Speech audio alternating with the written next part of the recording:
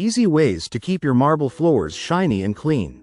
Dear friends, marble floors can instantly make any home look elegant and luxurious. But without proper care, they can lose their natural shine over time.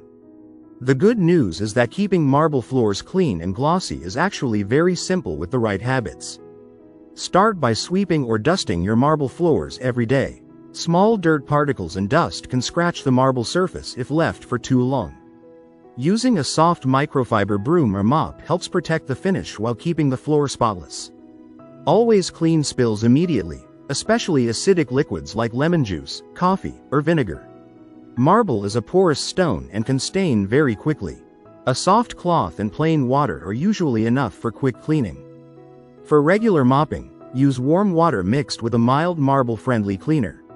Avoid harsh chemicals, bleach, or acidic cleaners because they can damage the marble surface and dull its shine over time. Using doormats at entrances is another easy trick.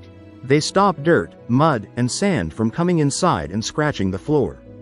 You can also place soft pads under furniture legs to prevent marks and scratches. Finally, polishing the marble occasionally with a marble polish helps restore its natural glow.